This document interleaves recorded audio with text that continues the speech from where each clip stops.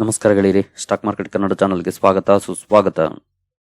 ಗೆಳೆಯರಿ, ವಿಡಿಯೋದಲ್ಲಿ ಮುಂದಿನ ದಿನಗಳಲ್ಲಿ ಒಳ್ಳೆ ಭವಿಷ್ಯ ಇರುವಂತಹ ಒಂದು ಸೆಕ್ಟರ್ನ ಕೆಲವು ಸ್ಟಾಕ್ಗಳನ್ನು ನಿಮ್ಮ ಮುಂದೆ ತರ್ತಾ ಇದ್ದೀನಿ. ಏಕೆಂತಂದರೆ ಈ ಸೆಕ್ಟರ್ಗೆ ಸಂಬಂಧಪಟ್ಟಂತೆ ಮೊನ್ನೆ ತಾನೇ ನಮ್ಮ ಭಾರತ ಸರ್ಕಾರ ಒಂದು ತೀರ್ಮಾನವನ್ನು ತಗೊಂಡಿದೆ. ಆ ತೀರ್ಮಾನದಿಂದ ಈ ಸ್ಟಾಕ್ಗಳಲ್ಲಿ ಒಳ್ಳೆ ಪರ್ಫಾರ್ಮೆನ್ಸ್ ಕೂಡ ಕಂಡು ಬಂದಿದೆ. ಜೊತೆಗೆ ಇದು ಮುಂದಿನ ದಿನಗಳಲ್ಲಿ ಅಥವಾ ಲಾಂಗ್ ಟರ್ಮಲ್ಲಿ ಒಳ್ಳೆ ಲಾಭವನ್ನು ತರುವಂಥ ಸಾಧ್ಯತೆಗಳು ಜಾಸ್ತಿ ಇದೆ. ಹಾಗಾಗಿ ಆ ಸ್ಟಾಕ್ಗಳ ಬಗ್ಗೆ ಒಂದಷ್ಟು ವಿಚಾರಗಳನ್ನು ತಿಳ್ಕೊಳ್ಳೋಣ. ಮೊದಲಿಗೆ ಡಿಸ್ಕ್ಲೈಮರ್ ಕೊಡ್ಲಿಕ್ಕೆ ಇಷ್ಟಪಡ್ತೀನಿ. ಇಲ್ಲಿ ಕವರ್ ಮಾಡ್ತಿರುವಂಥ ಯಾವುದೇ ಸ್ಟಾಕನ್ನು ಕೂಡ ನಾನು ರೆಕಮೆಂಡ್ ಮಾಡ್ತಿಲ್ಲ. ನೀವು ಫರ್ದರ್ ಸ್ಟಡಿ ಮಾಡಿ ಡಿಸಿಷನ್ ತಗೊಳ್ಬೋದು.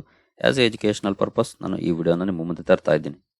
ಗೆಳೆಯರಿ, ನಾನು ತರಲಿಕ್ಕೆ ಹೊರಟಿರುವಂಥ ಸ್ಟಾಕ್ಗಳು ಅಥವಾ ಸೆಕ್ಟರ್ ಯಾವುದು ಅಂತಂದರೆ ಅದು ಸೋಲಾರ್ ಎನರ್ಜಿಗೆ ಸಂಬಂಧಪಟ್ಟಂತೆ. ಸೋಲಾರ್ ಎನರ್ಜಿನಲ್ಲಿ ಸಾಕಷ್ಟು ಸ್ಟಾಕ್ಗಳಿದ್ದಾವೆ. ಆದರೆ ನಾನು ಇಲ್ಲಿ ಪರ್ಟಿಕ್ಯುಲರ್ಲಿ ಕವರ್ ಮಾಡ್ತಾ ಇರೋದು ಸೋಲಾರ್ ಪನೆಲ್ಸ್ ಮ್ಯಾನುಫ್ಯಾಕ್ಚರಿಂಗ್ ಸ್ಟಾಕ್ಗಳನ್ನು.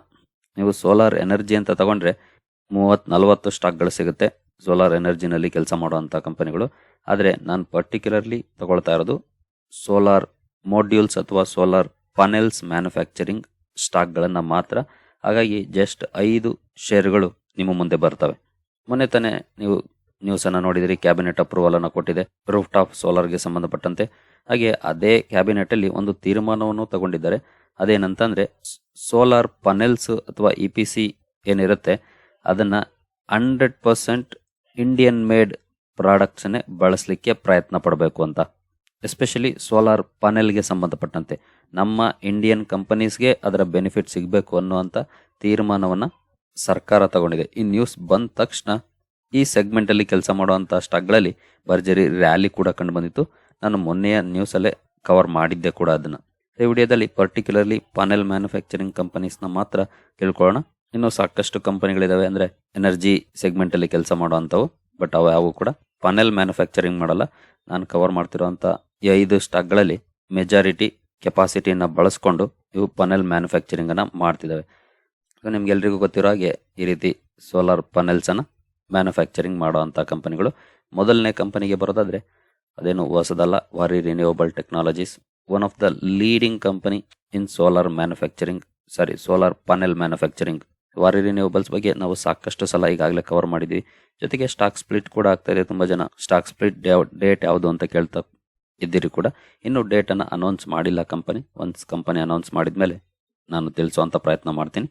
ಹಾಗೆ ನೋಡ್ಬೋದು 2 ದಿನದಲ್ಲಿ 10% ಜಂಪ್ ಆಗಿದೆ.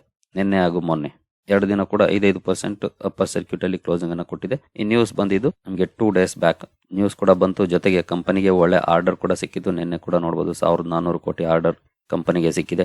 ಸೊ 2 ದಿನ ಕೂಡ ಒಳ್ಳೆ ಪರ್ಫಾರ್ಮೆನ್ಸ್ ಅನ್ನು ಕೂಡ ಕೊಟ್ಟಿದೆ. ಇನ್ ಕೇಸ್ ನಾವು 6 ಮಂತ್ಸ್ ಪರ್ಫಾರ್ಮೆನ್ಸ್ ಅನ್ನು ನೋಡಿದ್ರೆ 387% ರ್ಯಾಲಿ ಹೋಗಿದೆ. 1 ಇಯರಲ್ಲಿ 865%, 5 ಇಯರ್ಸಲ್ಲಿ 39,000%. 15 ರೂಪಾಯಿಲಿದ್ದಂಥ ಸ್ಟಾಕ್ 6,000ಕ್ಕೆ ಹೋಗಿದೆ. ಮ್ಯಾಕ್ಸಿಮಮ್ ಪರ್ಫಾರ್ಮೆನ್ಸ್ ಅನ್ನು ನೋಡಿದ್ರೆ ಈ ರೀತಿ ಪರ್ಫಾರ್ಮೆನ್ಸ್ ಇದೆ. ತುಂಬ ಜನ ಪ್ರಶ್ನೆ ಕೂಡ ಮಾಡ್ತಾ ಇದ್ದೀರಿ, ಈಗ ಬೈ ಮಾಡ್ಬೋದಂತ. ಖಂಡಿತ ಇಲ್ಲಿ ರಿಸ್ಕ್ ಇರುತ್ತೆ ಈಗ ಬೈ ಮಾಡಲಿಕ್ಕೆ. ಯಾಕೆಂತಂದರೆ ಸ್ಟಾಕ್ ಈಗಾಗಲೇ ಟಾಪಲ್ಲಿದೆ. ಮೇಲೇನೂ ಹೋಗ್ಬೋದು, ಕೆಳಗಡೆ ಬರ್ಬೋದು. ಜೊತೆಗೆ ಸ್ಟಾಕ್ ಸ್ಪ್ಲಿಟ್ ಆದಮೇಲೆ ಕನ್ಸಾಲಿಡೇಟ್ ಕೂಡ ಆಗ್ಬೋದು, ಅಥವಾ ಒಂದಷ್ಟು ಅಂಡರ್ ಪರ್ಫಾರ್ಮೆನ್ಸ್ ಕೂಡ ಮಾಡ್ಬೋದು. ಸೊ ಎಲ್ಲ ರೀತಿಯ ಚಾನ್ಸಸ್ ಇರುತ್ತೆ. ಇನ್ ಕೇಸ್ ನೀವು ಟ್ರೈ ಮಾಡೋಣ, ರಿಸ್ಕ್ ತಗೊಳ್ಳೋಣ ಅನ್ನುವಂಥವ್ರು ನಾನು ಯಾವಾಗಲೂ ಹೇಳೋ ಹಾಗೆ ನಮ್ಮ ಕ್ಯಾಪಿಟಲ್ನ 25% ಇನ್ವೆಸ್ಟ್ಮೆಂಟನ್ನು ಮಾಡ್ಬೋದು. ಇಲ್ಲ ವೆಯ್ಟ್ ಕೂಡ ಮಾಡ್ಬೋದು ಕರೆಕ್ಷನ್ಗೆ, ಅಥವಾ ಸ್ಪ್ಲಿಟ್ ಆದಮೇಲೆ ನೋಡೋಣ ಯಾವ ರೀತಿ ಪರ್ಫಾರ್ಮೆನ್ಸನ್ನು ಕೊಡುತ್ತೆ, ಅದ್ರ ಮೇಲೆ ಡಿಸಿಷನ್ ತಗೊಳ್ಳೋಣ ಅನ್ನೋರು ಸ್ಪ್ಲಿಟ್ ಆಗೋವರೆಗೂ ಕೂಡ ವೆಯ್ಟ್ ಮಾಡ್ಬೋದು. ಸೊ ಈ ರೀತಿ ಡಿಸಿಷನ್ ತಗೊಳ್ಬೋದು ನೀವು. ಎಲ್ಲ ರಿಸ್ಕ್ ತಗೊಳ್ತೀನಿ ಅನ್ನೋರು ಜೊತೆಗೆ ಲಾಂಗ್ ಟರ್ಮ್ ವಿಷನ್ ಇಟ್ಕೊಂಡಿದ್ರೆ ಬೈ ಮಾಡ್ಬೋದು. ಆದರೆ ಇನ್ ಕೇಸ್ ಸ್ಟಾಕ್ 10-20% ಏನಾದರೂ ಕೆಳಗಡೆ ಬಂದರೆ ಭಯ ಪಡದೆ ಹೋಲ್ಡ್ ಮಾಡಬೇಕು. ಜೊತೆಗೆ ಆವರೇಜಿಂಗ್ ಕೂಡ ಮಾಡೋ ಅಂಥ ಶಕ್ತಿ ಇರಬೇಕಾಗುತ್ತೆ. ಸೊ ಹಾಗಿದ್ರೆ ಖಂಡಿತ ಕನ್ಸಿಡರ್ ಮಾಡ್ಬೋದು. ಇಲ್ಲಾಂದರೆ ನಿಮ್ಮ ವಾಚ್ ಲಿಸ್ಟಲ್ಲಿ ಇಟ್ಕೊಂಡು ಕರೆಕ್ಷನ್ಗಾಗಿ ವೆಯ್ಟ್ ಮಾಡ್ಬೋದು. ಇದರ ಬಿಸ್ನೆಸ್ ಬಗ್ಗೆ ಈಗಾಗಲೇ ಸಾಕಷ್ಟು ಸಲ ನಾನು ಕವರ್ ಮಾಡಿದ್ದೀನಿ. ಹಾಗಾಗಿ ಹೆಚ್ಚಿನ ವಿಚಾರಗಳನ್ನು ಮತ್ತೆ ರಿಪೀಟ್ ಮಾಡೋಕ್ಕೆ ಹೋಗೋದಿಲ್ಲ. ಮುಂದುವರಿಯೋಣ ಬೇರೆ ಸ್ಟಾಕ್ಗಳತ್ತ. ನೆಕ್ಸ್ಟು ಅದಾನಿ ಗ್ರೂಪ್ ಈ ಸೆಗ್ಮೆಂಟಲ್ಲಿ ಸೆಕೆಂಡ್ ಲಾರ್ಜೆಸ್ಟ್ ಕಂಪನಿ ಆಗಿದೆ ಮ್ಯಾನುಫ್ಯಾಕ್ಚರಿಂಗ್ ಮಾಡೋದ್ರಲ್ಲಿ, ಎಸ್ಪೆಷಲಿ ಸೋಲಾರ್ ಪನೆಲ್ ಮ್ಯಾನುಫ್ಯಾಕ್ಚರಿಂಗಲ್ಲಿ. ಇದರಲ್ಲಿ ಟೋಟಲ್ ಅದಾನಿ ಸೋಲಾರ್ ಅಂತ ಇದೆ. ಇದು ಅದಾನಿ ಗ್ರೂಪ್ನ ಒಂದು ಸಬ್ಸಿಡಿಯರಿ. ಇದು ಸಪರೇಟ್ ಲಿಸ್ಟೆಡ್ ಎಂಟಿಟಿ ಅಲ್ಲ. ಸೊ ಲಿಸ್ಟೆಡ್ ಎಂಟಿಟಿ ಅಲ್ಲ ಅಂತಂದರೆ ನಿಮಗೆ ಯಾವ ಕಂಪನಿಗೆ ಬೆನಿಫಿಟ್ ಸಿಗ್ಬೋದು ಅಂತಂದರೆ ಅದು ಅದಾನಿ ಎಂಟರ್ಪ್ರೈಸಸ್ ಆಗಿರುತ್ತೆ. ಯಾಕಂದರೆ ಅದಾನಿ ಎಂಟರ್ಪ್ರೈಸಸ್ ಅದಾನಿ ಗ್ರೂಪ್ನ ಫ್ಲಾಗ್ಶಿಪ್ ಕಂಪನಿ. ಸೊ ಇದರ ಅಂಡರ್ ಬೇರೆ ಕಂಪನಿಗಳು ಬರೋದು. ಸೊ ಹಾಗಾಗಿ ಅದಾನಿ ಎಂಟರ್ಪ್ರೈಸಸ್ನ ಬೇಕಿದ್ರೆ ಸ್ಟಡಿ ಮಾಡ್ಬೋದು. ಇನ್ನು ಉಳಿದಂತೆ ಅದಾನಿ ಪವರ್ ಇದೆ, ಅದಾನಿ ಗ್ರೀನ್ ಇದೆ, ಇದೇ ಸೆಗ್ಮೆಂಟಲ್ಲಿ ಕೆಲಸ ಮಾಡುವಂಥವು. But Adani solar PV unlisted, ಅದು ಇದರ ಸಬ್ಸಿಡಿಯರಿ ಅಷ್ಟೇ. ಸೊ ಹಾಗಾಗಿ ಅದರಲ್ಲಿ ಇನ್ವೆಸ್ಟ್ ಮಾಡುವಂತ ಬೆನಿಫಿಟ್ ಸಿಗೋದು ಅದಾನಿ ಎಂಟರ್ಪ್ರೈಸಸ್ ಅಲ್ಲಿ ಇನ್ವೆಸ್ಟ್ ಮಾಡಿದ್ರು ಕೂಡ ಅದಾನಿ PV ಸೆಗ್ಮೆಂಟ್ ಅಲ್ಲಿ ಇನ್ವೆಸ್ಟ್ ಮಾಡಿದಾಗೆ ಆಗುತ್ತೆ. ಹಾಗಾಗಿ ಬೇಕಿದ್ರೆ ಅದಾನಿ ಎಂಟರ್ಪ್ರೈಸಸ್ ಅನ್ನು ಕೂಡ ಸ್ಟಡಿ ಮಾಡಬಹುದು, ಅಥವಾ ಅದಾನಿ ಗ್ರೀನ್, ಅದಾನಿ ಪವರ್ ಬೇಕಾದ್ರೂ ಸ್ಟಡಿ ಮಾಡಬಹುದು. ಬಟ್ ಅದಾನಿ ಸೋಲಾರ್ ಏನಿದೆ, solar PV manufacturing arm Adani group ನ ಒಂದು ಸಬ್ಸಿಡಿಯರಿ. ಇನ್ನು ಉಳಿದಂತೆ ಅದಾನಿ ಎಂಟರ್ಪ್ರೈಸಸ್ ಬಗ್ಗೆ ಒಂದಷ್ಟು ವಿಚಾರಗಳನ್ನು ತಿಳ್ಕೊಳ್ಳೋದಾದ್ರೆ 3.8 lakh crore ಮಾರ್ಕೆಟ್ ಕ್ಯಾಪ್ ಇರುವಂತಹ ಕಂಪನಿ. 1 year ಪರ್ಫಾರ್ಮೆನ್ಸ್ ಅನ್ನು ನೋಡಿದ್ರೆ 77% ಇದೆ.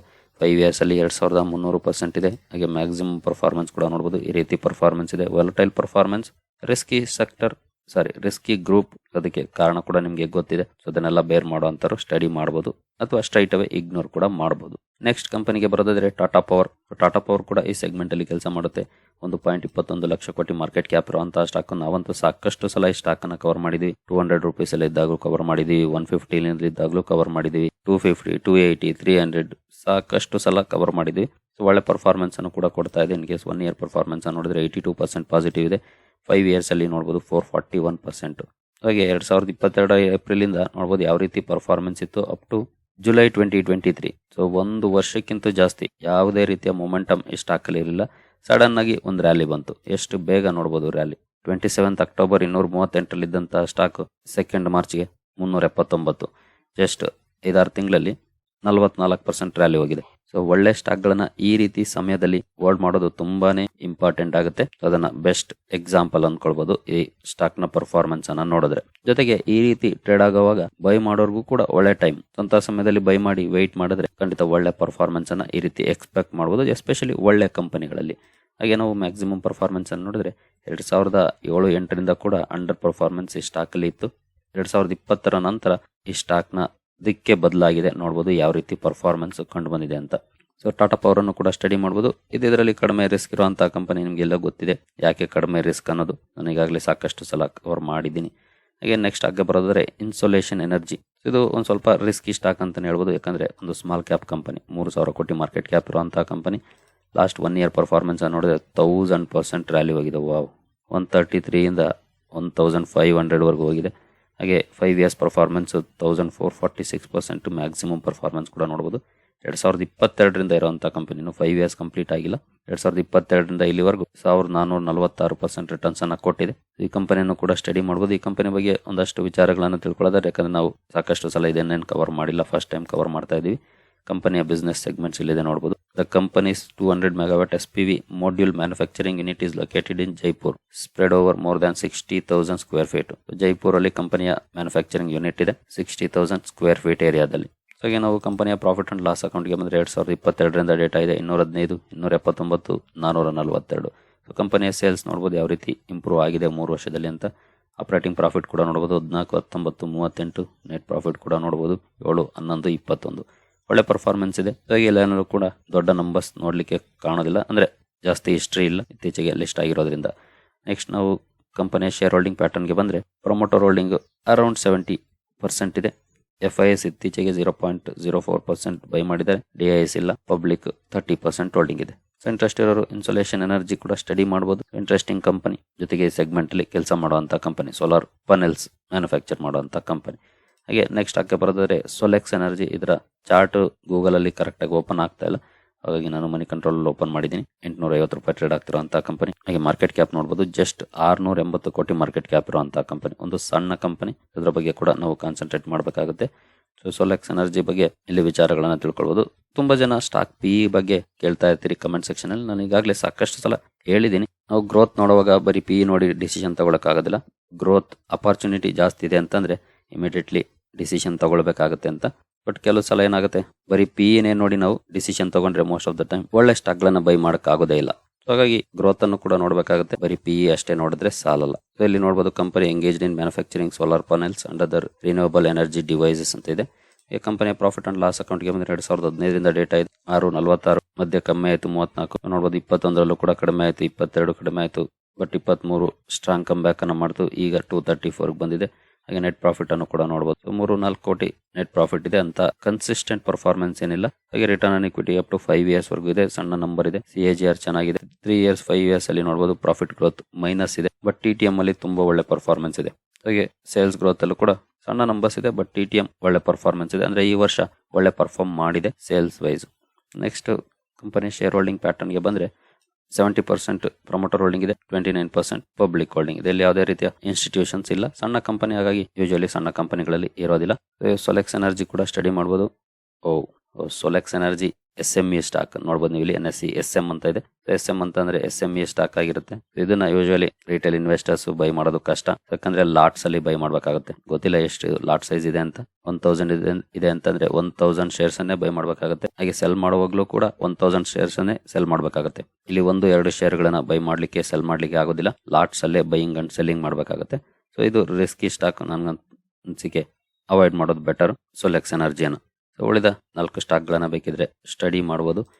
ಇನ್ಸೋಲೇಷನ್ ಎನರ್ಜಿ, ಟಾಟಾ ಪವರ್ ಅಂತ ನಾವು ಈಗಾಗಲೇ ಸಾಕಷ್ಟು ಸಲ ಕವರ್ ಮಾಡಿದೀವಿ. ಅದಾನಿ ಗ್ರೂಪ್ ಅಲ್ಲಿ ಅದಾನಿ ಎಂಟರ್ಪ್ರೈಸಸ್ ಅಥವಾ ಅದಾನಿ ಗ್ರೀನ್ ಕೂಡ ಸ್ಟಡಿ ಮಾಡ್ಬೋದು. ಅದಾನಿ ಪವರ್ ಕೂಡ ಸ್ಟಡಿ ಮಾಡ್ಬೋದು. ನೆಕ್ಸ್ಟ್ ವಾರಿ ರಿನ್ಯೂವಬಲ್ ಟೆಕ್ನಾಲಜೀಸ್. ಈ 4ರಲ್ಲಿ ಡಿಸಿಷನ್ ತಗೊಳ್ಬೋದು. ಸೊಲೆಕ್ಸ್ ಅನ್ನ ಅವಾಯ್ಡ್ ಮಾಡೋದು ಬೆಟರ್, ಯಾಕಂದ್ರೆ SME ಸ್ಟಾಕ್ ಆಗಿರೋದ್ರಿಂದ. ಇದೇ ಕಾರಣಕ್ಕೆ ಗೂಗಲ್ ಅಲ್ಲಿ ಚಾರ್ಟ್ ಸಿಕ್ಕಿರೋದಿಲ್ಲ. ನಾನು ಕೊನೆಯಲ್ಲಿ ಅಬ್ಸರ್ವ್ ಮಾಡಿದೆ SME ಸ್ಟಾಕ್ ಅಂತ. ಉಳಿದ 4 ಶೇರ್ಗಳನ್ನ ನೀವು ಸ್ಟಡಿ ಮಾಡಬಹುದು. ಹಾಗೆ ಇನ್ನು ಕೆಲವು ಶೇರ್ಗಳು ಇರಬಹುದು ಪನೆಲ್ ಮ್ಯಾನುಫ್ಯಾಕ್ಚರಿಂಗ್ ಅಲ್ಲಿ ಕೆಲಸ ಮಾಡುವಂತವು, ಬಟ್ ಸಣ್ಣ ಪ್ರಮಾಣದ ಮ್ಯಾನುಫ್ಯಾಕ್ಚರಿಂಗ್ ಇರುವಂತಹ ಸ್ಟಾಕ್ಗಳು ಸಾಕಷ್ಟು ಇದಾವೆ. ಹಾಗಾಗಿ ಕೆಲವನ್ನ ನಾನು ಬೇಕಂತಲೇ ಅವಾಯ್ಡ್ ಮಾಡಿದ್ದೀನಿ, ಯಾಕಂದ್ರೆ 200-300 ಕೋಟಿ ಮಾರ್ಕೆಟ್ ಕ್ಯಾಪ್ ಇರುವಂತಹ ಸ್ಟಾಕ್ಗಳು ತುಂಬಾನೇ ರಿಸ್ಕಿ ಸ್ಟಾಕ್ಗಳಾಗಿರ್ತವು. ಹಾಗಾಗಿ ಅಂತವನ್ನ ಅವಾಯ್ಡ್ ಮಾಡೋದು ಬೆಟರ್. ವಾರಿ ರಿನ್ಯೂವಬಲ್ ಟೆಕ್ನಾಲಜೀಸ್ ನ ಮಾರ್ಕೆಟ್ ಕ್ಯಾಪ್ ನಾವು ಆಗ್ಲೇ ನೋಡಿದ್ವಿ ಅನ್ಸುತ್ತೆ, 12,000 ಕೋಟಿ ಮಾರ್ಕೆಟ್ ಕ್ಯಾಪ್ ಇರುವಂತಹ ಕಂಪನಿ. ಇದು ಕೂಡ ಸ್ಮಾಲ್ ಕ್ಯಾಪ್ ಕಂಪನಿನೇ, ದೊಡ್ಡದೇನಲ್ಲ. ಸರಿ ಗೆಳೆಯರಿ, ಈ ವಿಡಿಯೋ ನಿಮಗೆ ಇಷ್ಟ ಆಗಿದೆ ಅನ್ಕೊಳ್ತೀನಿ. ಮುಂದಿನ ವಿಡಿಯೋದಲ್ಲಿ ಸಿಗೋಣ. ಅಲ್ಲಿವರೆಗೂ ಜೈ ಹಿಂದ್, ಜೈ ಕರ್ನಾಟಕ.